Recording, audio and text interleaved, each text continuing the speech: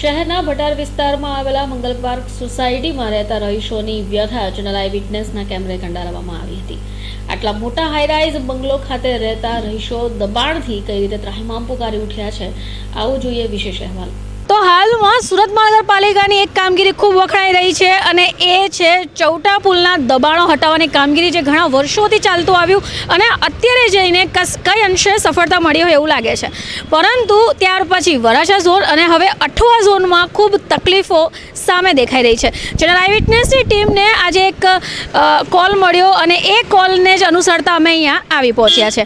આપણે આવી ગયા છીએ ભટારના ઉમા ભવન પાસે આવેલી મંગલ પાર્ક સોસાયટીમાં। અહીંયા રહીશો એકત્રિત થઈ ગયા છે અને તેઓને શું તકલીફ છે, તેમની શું પ્રશ્ન છે, સમસ્યા છે, આજે આપણે તેમની પાસેથી જાણવાનો પ્રયત્ન કરીશું। જી સર। હા, અમે છેલ્લા ઘણા વર્ષોથી, મારું નામ છે ધર્મેશ પટેલ, મંગલમ પાર્ક સોસાયટીના અમે સર્વ સભ્યો છીએ અને એસએમસીની કામગીરીથી, રાજકીય નેતાઓની કામગીરીથી નાખુશ થઈને આજે તમારી આગળ અમારે કબૂલ કરવું પડે છે કે અમે એટલા બધા ટ્રાફિક નુસન્સથી હેરાન થઈએ છીએ, પરેશાન થઈએ છીએ કે જેના કારણે અમારે અમારા ઘરમાંથી બહાર નીકળવું એક પડકારરૂપ થઈ ગયું છે। અને એનું મુખ્ય કારણ છે અહીં બિનકાયદેસર રીતે, ગેરકાયદેસર રીતે શાકભાજીવાળાઓ ને ફ્રૂટોવાળાઓ કે જે એસએમસીના રસ્તાને એના બાપની માલિકી સમજીને એવી રીતે અમારી જોડે વર્તન કરે છે ને એ રીતે એ લોકો મન ફાવે તેમ કાર્ય કરે છે કે જેના કારણે અમે ત્રાસી ગયા છે અને એસએમસીની અંદર ઓનલાઈન કમ્પ્લેન છેલ્લા 2017થી ઓનલાઈન કમ્પ્લેન અસંખ્ય વાર કરી છે, રજૂઆતો લેખિતની અંદર અસંખ્ય વાર કરી છે અને જેનો આજ દિન સુધી કોઈ પણ જવાબ અમને મળ્યો નથી। એટલે અમને હવે એમ થાય છે કે અમે રાજકીય નેતાઓને ચૂંટીને અમે મૂર્ખ છીએ એવી અમને ભ્રાંતિ થાય છે કે સાચા અર્થમાં અમે મૂર્ખ છે કે અમે જેને ચૂંટીને લાવ્યા છે એ મૂર્ખ છે। શું એસએમસીના કર્મચારીઓ કે એના જવાબદાર અધિકારીઓ જે કામ કરે છે ને અમે જે વેરો ભરીએ છીએ એનું અમને વળતર શું સાચા અર્થમાં મળે છે એ મોટો પ્રશ્ન છે। કારણ કે રજૂઆતો એટલી બધી કરવા છતાં પણ જો એનું પાલન કરવામાં નહીં આવે તો અમારું રહેવું અહીંયા દુશ્વાર થઈ ગયું છે। અને હમણાં જ આ ગત રવિવારની વાત કરું તો એક રાજકીય નેતા જે જ્યારે અહીંયા આવેલા હતા, મેળાપીપળાની અંદર મળવા માટે આવેલા હતા, ત્યારે તમામ વસ્તુ ક્લિયર હતી અને અચાનક પાછું આવી જાય છે। છેલ્લા 10 વર્ષનો અમારો મનનો અંદરનો ગુસ્સો છે કે અમને ઝીરો દબાણ આ રસ્તા પર કરી આપો, કારણ કે અમારું બાઇક પણ નીકળતું નથી, એમ્બ્યુલન્સ પર આવતી નથી, અમારા સોસાયટીના રસ્તાઓ બ્લોક થઈ જાય છે। સર, હું એવું પૂછવા માંગીશ કે અહીંયા આપણે જોઈ રહ્યા છીએ તેમ રેસિડેન્ટલ એરિયા છે, પરંતુ ઘણા બધા ઘરોની અંદર આપણને જે કમર્શિયલ બાંધકામ છે તે દેખાઈ રહ્યું છે। અહીંયા ઘણા બધા લોકો જે છે ઘરની અંદર જ એક ચોક્કસ પ્રકારનું જે છે પાર્ટ પાડીને કમર્શિયલ કરી રહ્યા છે, એના માટે આપ શું કહેશો? હું ધર્મેશ પ્રજાપતિ, મંગલમ પાર્ક સોસાયટી। મારે આ મેઇન રોડ પર જ ઘર છે, અહીંયા આગળ જ।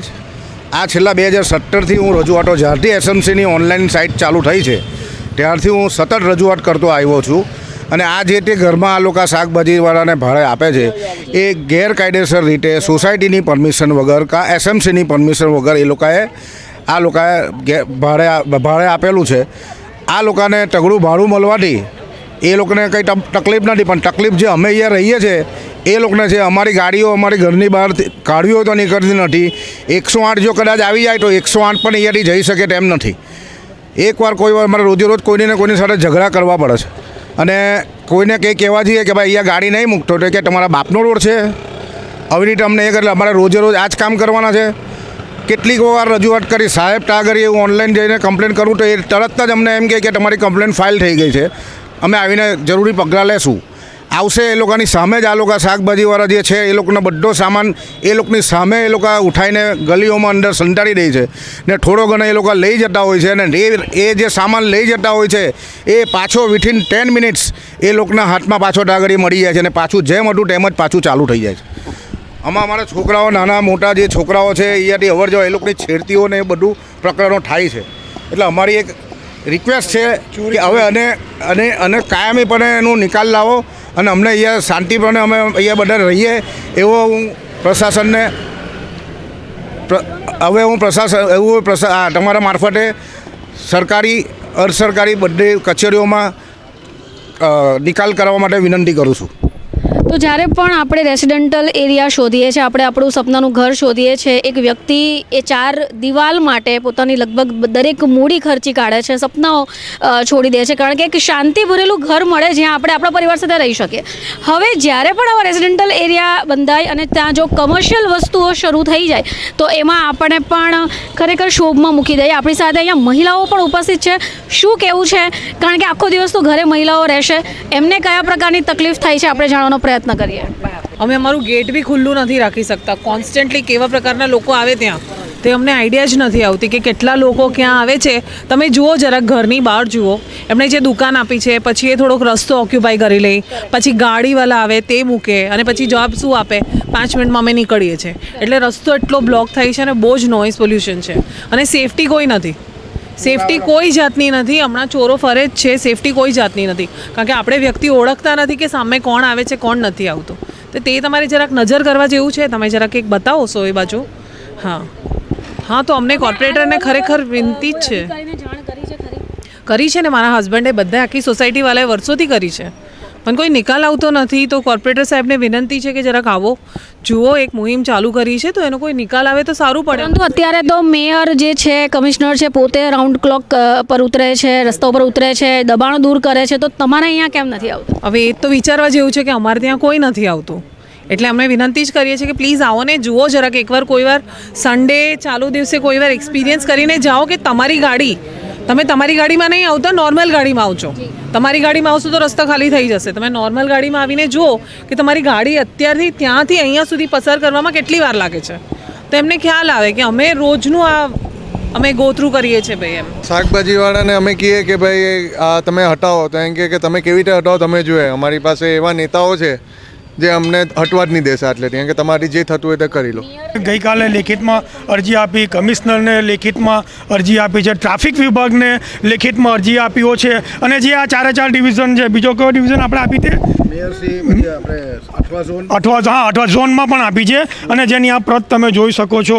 અમે દરેક બંગલાવાળાઓ, દરેક ઘરવાળાઓ સભ્યો કંટાળી ગયા છે અને દરેક જણે અમે અસંખ્ય અરજીઓ આપી છે, અને જે આ તમે કેમેરાની અંદર જોઈ શકો છો. અને આ તમારા માધ્યમથી હું દરેક નેતાઓને જણાવવા માગું છું કે જો તમે આ બાબતે કોઈ યોગ્ય નિકાલ ન લાવો તો તમને અહીંયા આવવા દેવામાં જ આવશે નહીં. તમારા માટે અમારી તમામ સોસાયટીઓની અંદર દરવાજા બંધ છે. એટલે તમારે ગાદી પર બેસીને, અમારા વોટથી ગાદી પર બેસીને તાગડધીમના કરવા છે અને અહીંયા અમને આવી મુસીબતમાં નાખીને હેરાન કરવા છે, તો ભાઈ અમારે તમારી કોઈ જરૂર નથી. મહેરબાની કરીને આવતા જ નહીં. તો અહીંયા જ્યારે અમે પહોંચ્યા, એમની ઘણી બધી વાતો સાંભળી, ત્યારે એક મહિલા પાસેથી પણ મેં એવું સાંભળ્યું કે આપણે એમને સમજીએ કે એમનું ઘર ચાલે છે, એમનો પરિવારનું ગુજરાન એ લોકો ચલાવે છે, પરંતુ એ લોકો અમને નથી સમજતા. જુઓ, ખૂબ દર્દ છે આ વાતમાં કે એ લોકોને પણ જે પર્સનલ સ્પેસ છે એ તો મળતો જ નથી. તો તેમની જે આ વાત હતી એમાં ખરેખર દર્દ હતો કે તેઓ સમજે છે કે એક મહિલા કે પુરુષ આવી રીતે વેચાણ કરીને પોતાનું ગુજરાન ચલાવે છે, પરંતુ એવા લોકોનું શું કે જે પોતાનો માલિકી સમજી રહ્યા છે, પોતાનો અડ્ડો માનાવીને જ બેસી ગયા છે ને આ લોકોને માનસિક ત્રાસ પહોંચાડી રહ્યા છે. હવે મેયરશ્રી હવે જોવાનું રહ્યું કે મેયરશ્રી, અધિકારી, અર્ધ અધિકારી કાં તો પછી કોર્પોરેટરશ્રી અહીંયા પધારવા માટેનો ક્યારે સમય કાઢે છે. જે બંગલાઓ રેસિડેન્શિયલ એરિયામાં આવે છે, એ લોકોએ કમર્શિયલ શરૂ કરી દીધું છે, એ ક્યારે બંધ કરાવે છે, હવે આવનાર સમય બતાવશે.